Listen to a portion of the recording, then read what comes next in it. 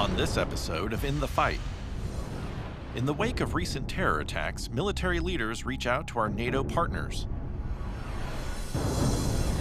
Aircraft, new and old, learn to share the skies. Combat cameramen train for the combat environment. We see how 1/1,000,000th of an inch can mean the difference between life and death. And we find out what it takes to be a combat engineer for the Missouri National Guard.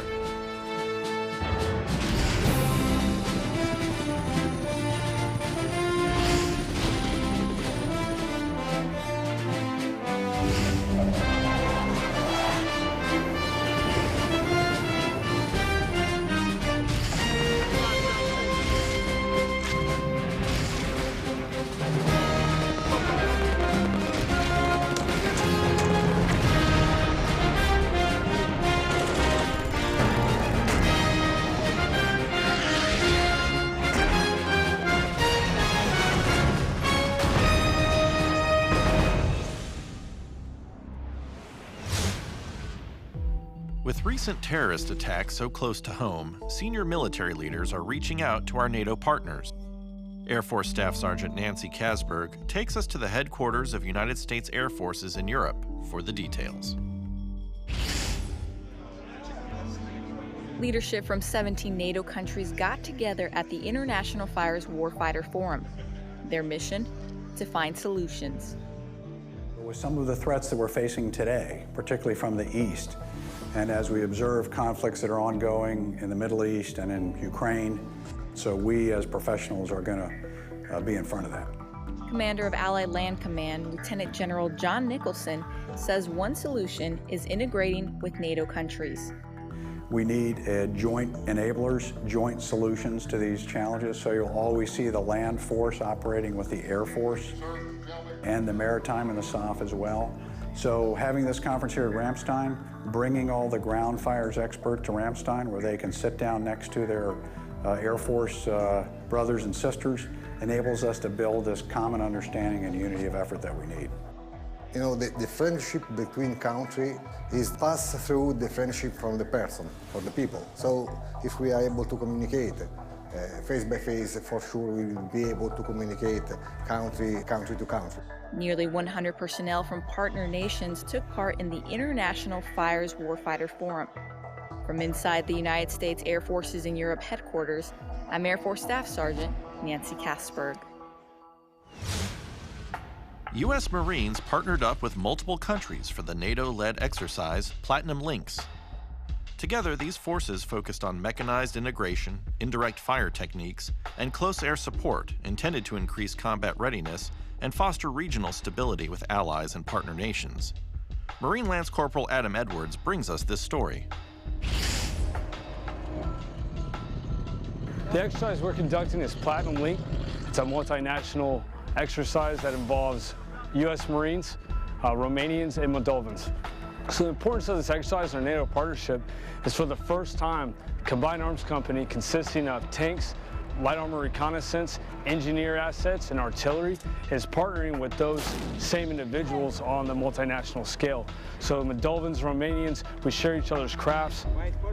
Working with the Romanians with their vehicles and our vehicles being the M1A1s and their battle tanks is very important for us Marines to actually work together with other armored vehicles. The only difference is they speak a different language. This will be the first time I'll be working with Romanian tanks and noticing the similarities in both our vehicles and effective fires that we both have and knowing what we could bring to a battle. And I'm pretty amazed at how two different countries can come together with two different weapon systems. This exercise definitely has many real-world applications, especially the theater that we are operating in right now. A very strategic location, and our NATO allies are looking for that support and that backbone. And they're getting that with our United States Marine Corps and Air Force counterparts with this live fire exercise. These communities are able to come together and share their craft with each other. And that's a first in the Marine Corps history, and it's a first for a lot of these gentlemen out here. For us, tankers. This is the first time we've ever worked with any kind of foreign tankers. Working with Romanians who are highly professional and highly skilled, be able to share bonds and crafts with each other and help build interoperability between tank crewmen. It's been a great experience. What makes fifth-generation fighter jets like the F-35 Lightning II and the F-22 Raptor so impressive isn't simply their stealth, electronic warfare, or sensor capabilities, but also how they elevate the performance of legacy aircraft sharing the skies. Air Force Staff Sergeant Russ Jackson tells us more in this report. The Air Force prides itself in maintaining air supremacy. With the introduction of fifth-generation fighters to the fleet, the ability to integrate their capabilities with legacy aircraft is imperative to mission success. In support of Exercise Checkered Flag, multiple squadrons have made their way to Tyndall Air Force Base. Legacy aircraft play large but different roles, joining F-35s and F-22s to combat F-16s and T-38 aggressors.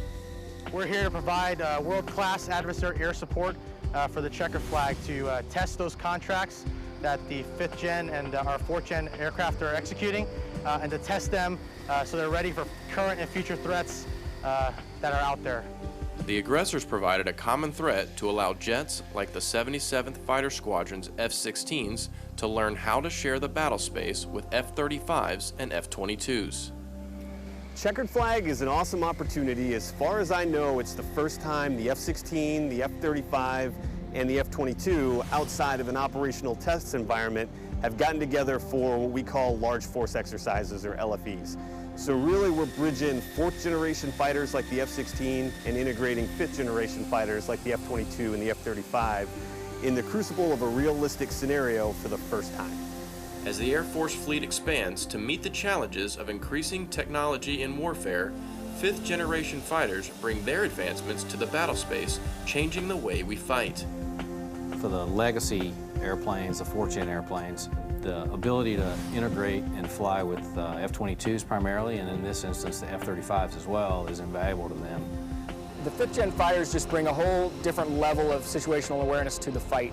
And one of the things that they're very good at in helping us is providing us some additional essay on what they are seeing in the entire battle space. They are able to provide us additional data that can at times help us survive in a fight, or another big part is increase our overall lethalities.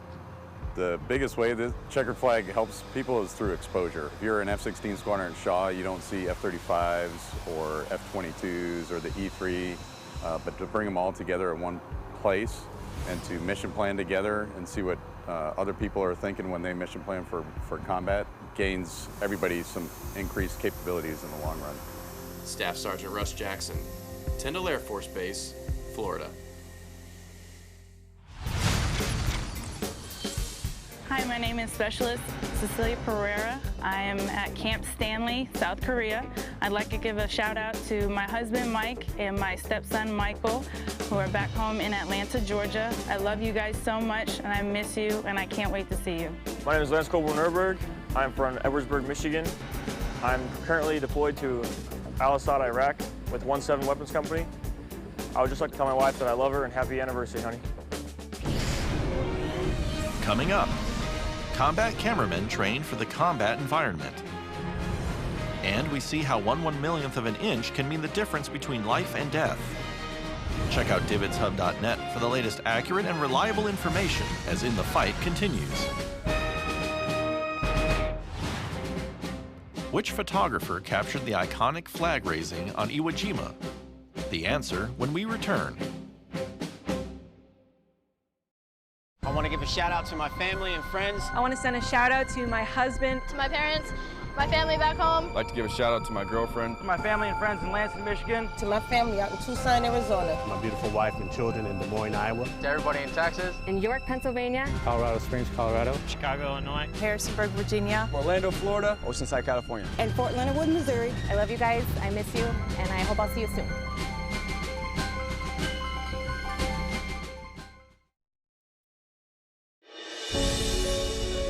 I am ready to fight for my country when called to action. I had pushed my mind and body to the limit. I've come face to face with the enemy.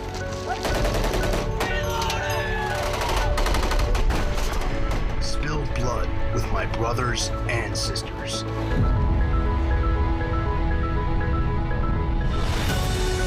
Helped others in their most desperate of times. I am prepared to make the ultimate sacrifice. Want to see the world through my eyes?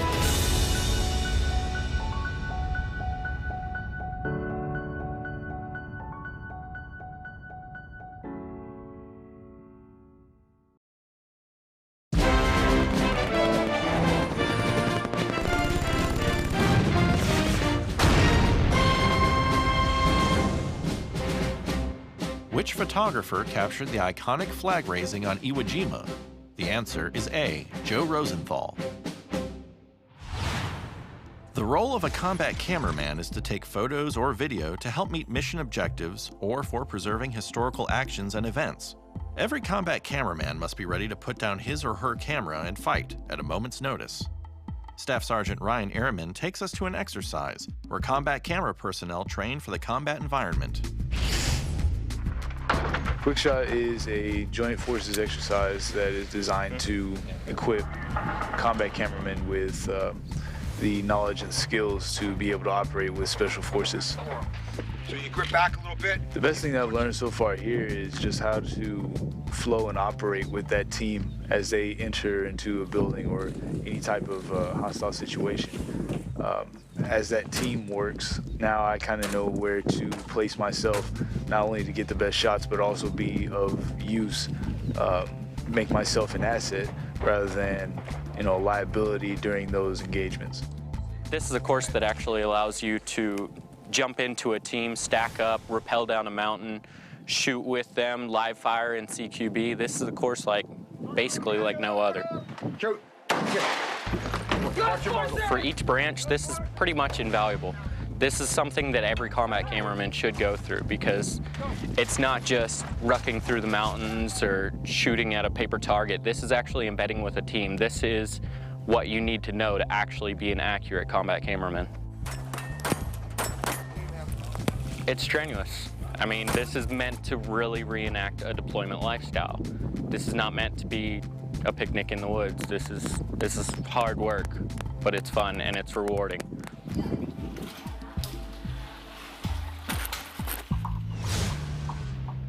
From patrols to kicking in doors, the mission can change at a moment's notice for military police.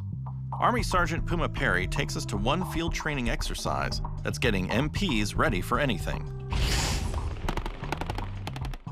In today's unconventional battlefield, training on a variety of skills can be a matter of life or death. Soldiers from the 557th Military Police Company and 19th Expeditionary Sustainment Command spend 3 weeks at Area 1's Rodriguez Range live-fire complex.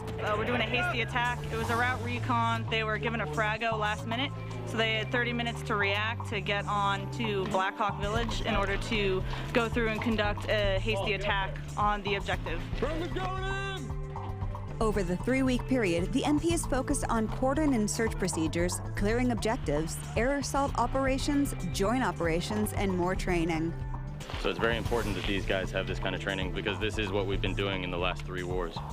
The training included a full spectrum of operations, from the planning stages to the aftermath of the mission. It's good training because if I do go down range, there definitely could be a time where I would have to call up a 9 line for a real life situation, and the speed at which I call up a 9 line can save somebody's life. So the training on radios is definitely important. The training on hasty attacks, like what we did today, is extremely important. Army Sergeant Puma Perry, the Rodriguez Range, Area 1, Korea. When service members are severely injured in the field, medics rely on blood transfusions to keep those warfighters alive. Army Staff Sergeant Caitlin Jones shows us how medical lab technicians are making sure that blood supplies are always on hand. Staff Sergeant Michael Griffith is in the blood business, and at Joint Base McGuire-Dix Lakehurst in New Jersey, business is good. Probably about 1,600 to 2,000 products a month that we'll receive and test. Miles from the medical group, these medical lab technicians process hundreds of pints every week from locations around the continental United States. It's all part of being one of 2 Armed Services Whole Blood Processing Labs, or ASWABL East. We basically store a lot of blood products here, and whenever the blood is needed at any of those locations, we ship it to them. Our biggest customer is CENTCOM. We send quite a few products there. We're the sole supplier of CENTCOM at this time.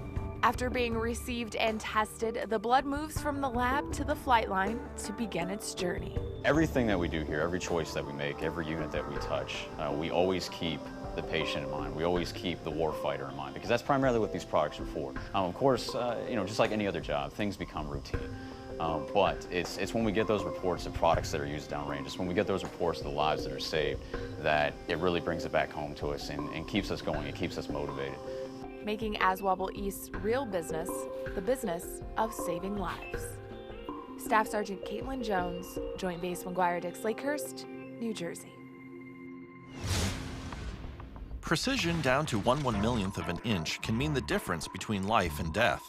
Senior Airman Patrick Cole shows us how airmen at Seymour Johnson Air Base must have an attention to detail and a great deal of patience to keep planes in the air.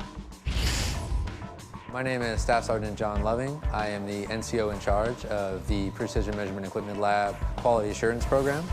And what I do is I'm in charge of evaluating the quality, end-of-line quality, and over-the-shoulder quality of all the items that we support here in this lab, which tends to be around 8,500 total. So what we do here in the lab is we calibrate test equipment that is used to verify the different functions and aiming systems and flight systems on the jet itself. How that is important is if we say something is measuring something to an accuracy, they're going to use that accuracy to ensure that the jet is doing what it's supposed to do. So if we say something is good, we know the jet's good. That is pretty much the basis of everything we do here. Everything is down to a very precise accuracy. One of the coolest things we do here at PML is we work with a surface plate. This surface plate is extremely smooth, extremely flat. By a naked eye, you can't see any deviation at all. We can map out our surface plate, and by doing that, we magnify our lowest to highest point. So something that is virtually flat, we can now make it look like a mountain range. We deal with something called a micro inch. It is 1/1,000,000th of an inch, and that allows us to take the most precise measurements that we can. To give you an example of what a micro inch is, you would take an ordinary dime. You'd stack it 3 Empire State Buildings tall, and that would equal 1 inch. This single dime would equal 1 micro inch. And that's how precise we are here at PML.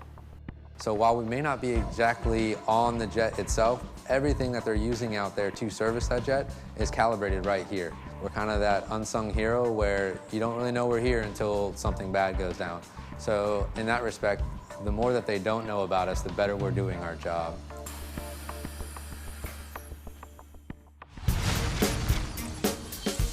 Hey, this is PFC Hebert. I'm over at Camp Stanley in Uijeonbu, South Korea. I just want to say hey to my wife, Cassie Wolf, my daughter, Madison Grace, and my son, Henry, over at Panama City Beach, Florida. I love you guys and I miss you. Hello, I am U.S. Marine Corporal Mitchell Howroyd. I'm currently deployed with Special Purpose Marine Air Ground Task Force Crisis Response Central Command in Al Taqadim, Iraq. I'd like to give a special shout out to my family and friends in New York. I'm Specialist Tabora, and I'm stationed in Camp Stanley, Korea. And I just want to give a shout out to my family in Florida, and I can't wait to see you guys soon.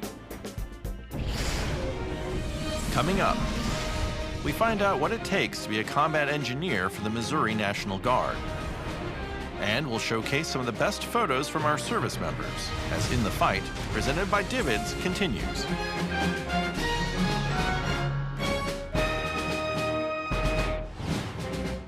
What is another name for a combat engineer? The answer when we return.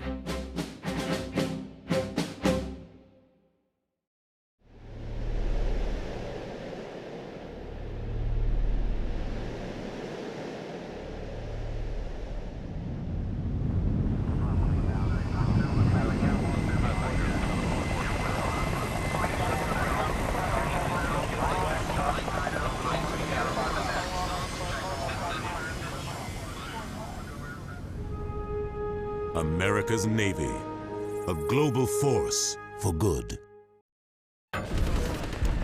From combat-related stress to the day-to-day stressors of life. This package is going to be completed.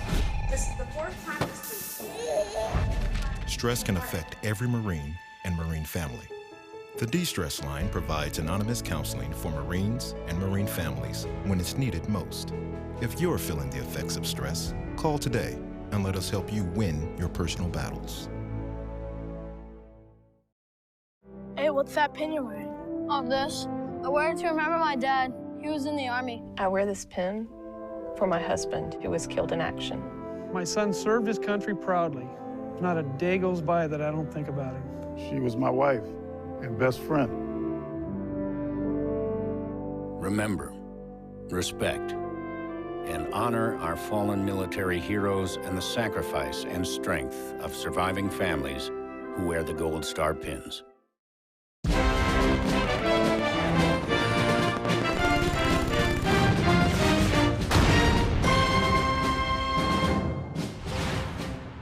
What is another name for a combat engineer? The answer is C, sapper. When you are face to face with the enemy and have no weapon, you must rely upon hand-to-hand combat. Luckily, soldiers with NATO's Kosovo force mission received close combat training in case such a situation arises. Army Sergeant David Marquis brings us this story. Soldiers, regardless of what nation they represent, must always be ready to defend their comrades or themselves in any situation. And North Carolina National Guard soldiers stationed at Camp Marechal de la Tour de Tachigny in Kosovo are taking their hand-to-hand close combat skills to the next level under the instruction of Hungarian partners. Today was a culmination event of about 7 weeks worth of work with our Hungarian KOI. Basically what we did is we organized training sessions where they would teach us their home nation defense techniques for close combat training. Would we be using it here very much? Probably not. But these are techniques that you can take home with you. Any kind of self-defense technique, in addition to what the Army teaches you, I think is just a force multiplier. These soldiers are learning new skills while also building multinational relationships. One of the many unique benefits of serving as part of NATO's Kosovo Force mission. Nowadays, the world can be unpredictable. We are teaching soldiers how to be prepared to protect themselves or protect the lives of their family in any situation.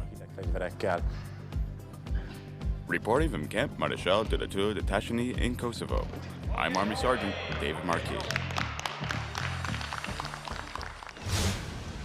A combat engineer is a specialist who performs a variety of tasks under combat conditions. Combat engineers build, repair, and maintain buildings, roads, and power supplies. They also employ explosives for construction and demolition projects, and clear minefields using specialized vehicles. In our final story, we are introduced to the combat engineers of the Missouri National Guard. Among the combat engineers are a specialized group of soldiers known as sappers. This term dates back hundreds of years to when trenches or saps were dug out in front of infantry troops near an enemy's fortress. Today, combat engineers focus more on emergency road clearance and sandbagging during local disasters, as well as route clearance and demolition during times of combat. They clear the way. They're your mobility enhancers. So in other words, when the infantry is going forward to, let's say, assault an objective or to attack an enemy, the sappers would go in and make sure that the lanes are clear and that they have all the obstacles out of the way to make sure that the infantry can do their job.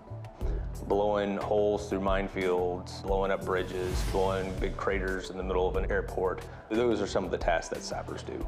A combat engineer stops the enemy by putting out obstacles, whether it's building a man-made obstacle, which could be anything from knocking down trees. We could take out bridges to slow the enemy down. We take out the enemy's obstacles, whether they have a minefield in place. Combat engineers can go in and clear the minefields, or take out just something as simple as concertina wire. Since 2004, soldiers who complete the Sapper Leader course, which is operated by the U.S. Army Engineer School at Fort Leonard Wood, can wear the Sapper tab. In order to wear the Sapper tab, there is a 28-day course you have to go through. It's insanely intense. People will compare it to Ranger School. People who have done both will say the sapper school is more intense. The guys wearing the taps, they would be your varsity sappers. It's like wearing your Letterman jacket in high school. That's more or less what it's the equivalent of. It's saying, hey, I'm the best of the best that the Army has to offer when it comes to 12 Bravo tasks, which is, again, the combat engineers. A demo is not something we get to do more than once a year. Obviously, it's going to be an expensive task. It's going to be grueling and time-consuming to take care of it. All these soldiers out here, they need to get their hands on it. They need to understand how to put things together so that they operate correctly. And when you can do that, then if it's needed in a different type of environment, they'll be able to employ it in a safe and efficient manner and accomplish the task at hand. The culmination of every year is the day that we get to go out and blow demo. That is the one fundamental task that sappers do that's different than anybody else. It's a certification process is what it is. So everyone needs to get out there, get their hands on it, make sure that they're tying their knots correctly, make sure that there's a standard safe distance. And it's also a great chance for my staff sergeants and sergeant first classes to really get out there and just mentor the soldiers. Anytime you can bring that back to other soldiers and put that wealth of knowledge out there, it's a good thing. That's what we live and die by, is our ability to accomplish our mission. And anything that can better put us in that position is an excellent thing.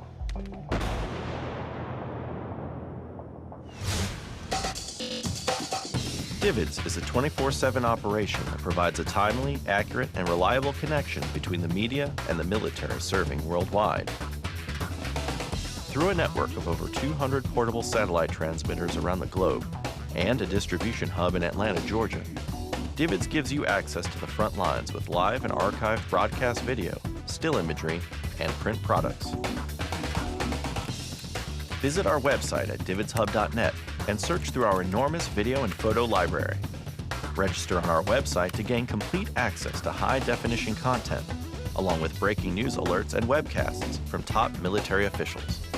For questions or comments about In the Fight or Divots, you can email us at ondemand@divotshub.net or follow us on Twitter and Facebook. As we close, we feature some of the best photos that Divots has to offer as we listen to Eddie Horst's composition, Pangea.